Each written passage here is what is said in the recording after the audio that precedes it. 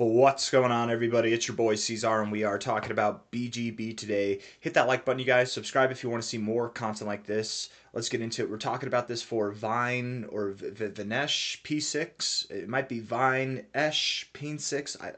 I don't know, but we're doing the request for you, my friend. Let's get into it. Okay, so here we are at about $4.83 right now on a 4 hour basis. And you were asking me if it's at a good time to get in or if it's going to reverse. I forget. It was something like that, right? Like, what about right now?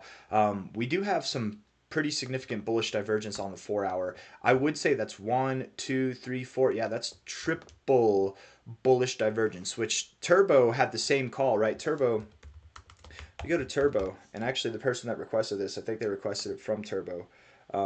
You had bullish divergence on the 4 hour, but you also had triple bullish on the daily. And from the time of the call, last night that we made this prediction that it would pump, it's up like 20% or something. I'm not saying that BGB is going to pump in the next 10 hours or 12 hours, however long ago it was. I'm not saying that's going to happen, but I am saying, if the daily RSI did that to Turbo, BGB on the 4 hour RSI, that might indicate that it's got a stronger inclination to pump in a shorter amount of time, and maybe it already has. Let's see, from a low to a high, how much is that? That's not that much. I mean, it's not small, right? We'll take 11%. That's I think anybody would be happy with any kind of growth, right? 11% is fine, but it's nothing crazy. It's not like a breakaway pump or anything like this. You're still in this lower high downtrend, but this does seem to be breaking away from this little trend a little bit more. You've got this getting above the 50 on your RSI, triple bullish divergence, which started all the way back up here. Where did it start? It started all the way back here. So it would have started here.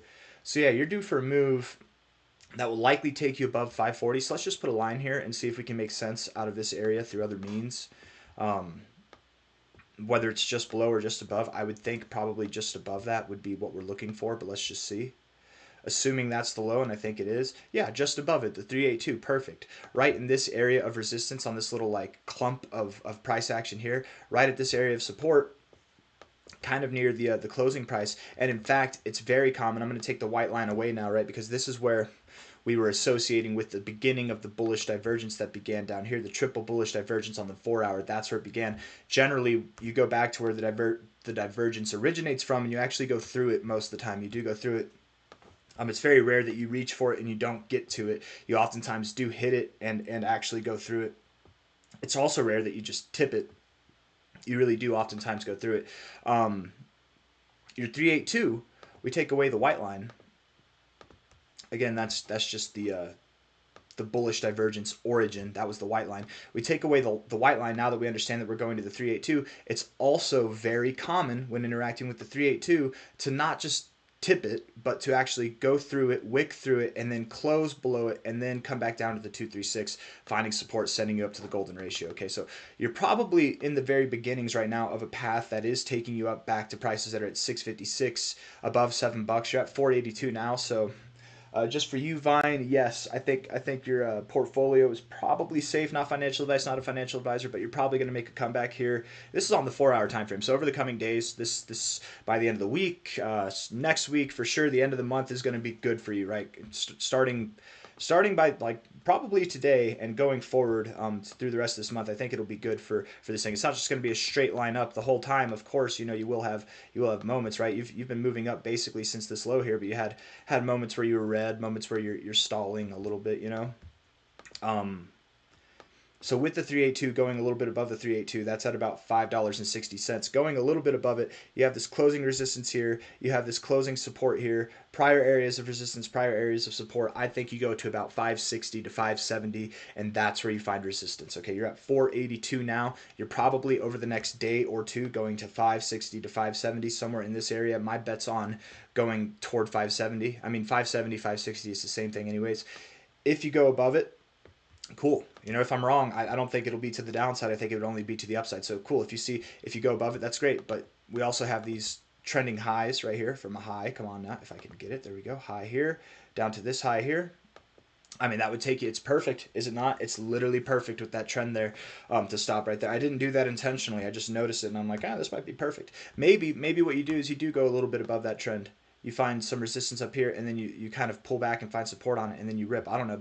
This would be the more bullish outcome. Getting above the line and then finding support on it until you hit your 382 and then ripping. That would be a very bullish outcome. We'd be looking at higher targets than $7 for sure. Maybe just under $8 by the end of the month, and I wouldn't be surprised if you got there anyways, right? You could find a resistance here like this and still make it up to $8 or more by the end of the month. But this would definitely be, if you broke through it, basically if you got above 580 and then consolidated in this area where I'm expecting you find resistance to pull back from, instead of finding resistance and pulling back, if you went above it, found support on it, that would be a more bullish indication and likely promote more growth in a shorter amount of time. But even just this is fine. It's totally productive behavior. Okay, so I hope I'm clear. I feel like I'm hitting this. I've gone over this way too many times. Let's just move on from this. Okay, let me look at the 1 hour too. Yeah, the 1 hour looks good. You look like you're moving up, man. Definitely. So this is BGB's all-time history. Now I do love exchange tokens. I feel like not a lot, but there were some big YouTube accounts in the beginning of the cycle in 2023, like literally in the very beginning of 2023 and the middle, like throughout the middle and even various parts of 2023, there were some bigger accounts than me talking about how much they don't like exchange tokens and exchange tokens are a waste of time. I've always said, and I will probably always say, that I love exchange tokens. I think that they are some of the most practical, applicable, useful coins that exist in crypto. Because imagine that you're buying any coin at all that you like, that is useful, that has practicality, whatever. It's got fundamental value to it. It's not an exchange token. It's whatever coin you want. Well, you're going to have to buy it on an exchange, and if they offer exchange tokens, it's going to be a cheaper fee. It's going to be a better fee for you. So while you're buying a coin that is actually useful, you're going to use the exchange token, which is also useful. You know what I mean? Like it's like having a membership or like a gift reward system at a casino or at a restaurant. You know, like you get something back for using this. I feel like it's very obvious as to why these kind of coins are useful.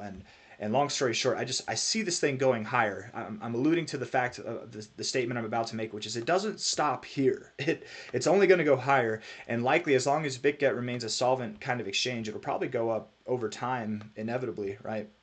Until we get to a certain like market cap threshold, unless BitGet isn't growing, you know, like that's probably further down the road. But let's just see. I don't assume BitGet will be the biggest crypto exchange in the world. I mean, if it is, then it'll continue to grow inevitably. But at a certain point, this thing will have to hit a threshold where it probably stops growing from a high to a low. But who cares, right? What does any of that mean? Maybe it does, maybe it doesn't. Nobody knows the future. 2618, you're finding support around the 200 level. It's a bit unorthodox to find support here, but I don't mind it. Whatever. You don't have to go lower. This is fine. In fact, the higher that you stay, the more bullish it looks to me. The tighter this consolidation is. When you break out, the breakout point is $7.64. Okay, so whenever you get above 764, which you really could see by the end of this month, you're in breakout mode, and you're likely not going to stop until you see $21 to $25. All right. The next technical target zone is 10 to $12, but I don't think you stop there. I mean, based off of this move here, I don't think you consolidate just to make this move. I think a little bit something more pronounced. This is a rather small phase of consolidation for the relative like strength aspect of this move. Let's just put it in perspective here, okay? You moved up this much, you consolidated this much, you moved up more. You consolidated this much, a pretty long amount of time, and you dipped more than this one over here. So you moved up more. Here you're consolidating a lot less than any of these other times. You're not in the overbought zone though. I don't know. I would think that this next move is your last move before you consolidate for a time that's longer than this, right? If you've been bored since December, well, maybe you don't consolidate longer than that, actually. I'm forgetting I'm on the weekly time frame. I thought I was on the daily time frame. Because I don't think too many cryptos are going to consolidate for longer than 3 months after this. I think a lot of cryptos, the consolidation phases are going to be 3 weeks to a month and a half, maybe 2 months at the longest, but I don't think you'll see something of this size again. I forget we're on the weekly. So this is still a good phase of consolidation, but noticeably smaller than the rest. The only point I'm trying to get to is you might not see as big of a move, and I'm going to take this move from the low because I feel like this whole thing is the move. You might not see a 10x on this next move. That's all I'm trying to say. So what would make sense instead of a 10x? Well, if this is the low and this is where you start from, that right there, that's about a 5x, almost a 6x, and that's about, or no, that is about a 5x. It's just under a 5x. and this is just under a 6x. So something right there might make sense. Let's take a high to a low here and line up some things. High to low, let's see. Come on now. There we go. Yeah, I mean, you stopped at your 2618 this time, right? That's literally where you're at right here. This white line, that's at your 2618 right there. Okay, that's where you stop. That's the point you need to break. Your 2618 is all the way up here at the top of this next fib zone, which is at about 25 bucks, man. I mean, that's what I think you're going to do. I think you're going to move up BGB probably up to 25 bucks by the end of March, if not the very beginning of April. That's my expectation. And then if we see that you are growing slower, move after move, and that might indicate some more kind of serious correction to take place later. I say more serious, I just mean more serious than this little thing here, right? It might be more pronounced, and then breakout cycle ending finale up to prices around, if not above 100 bucks. I don't know. Let's see what's this thing got in store for it. Let's see, BGB 5.8 billion. 5.8 billion. When did it come about? When did it start existing?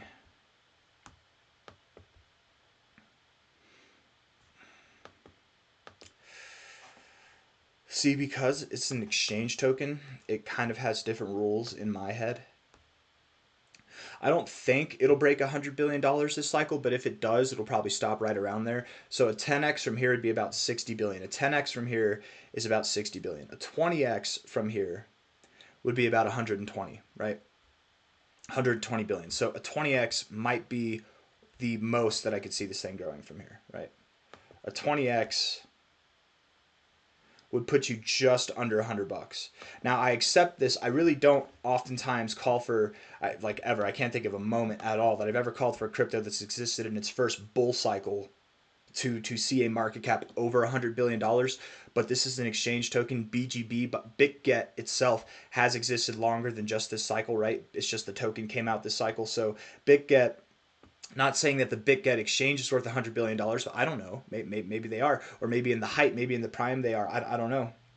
And not that the BGB token reflects the value of BitGet itself, necessarily. But I'm just saying, mania, peak mania craze, if there was a coin this cycle who came out in the first cycle, this exchange token, which has already been pretty predominant, I could see it happening.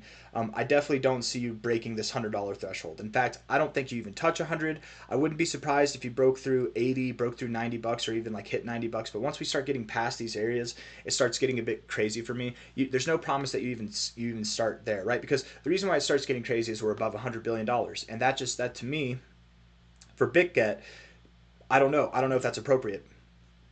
And worst comes to worst, I'm wrong, and instead of $100, your stopping point is 200. But even at that, I mean, that's a 41x maximum potential. That's not bad, but that's a multi-hundred billion dollar market cap. That's something that I don't foresee happening with this thing. But what do I know?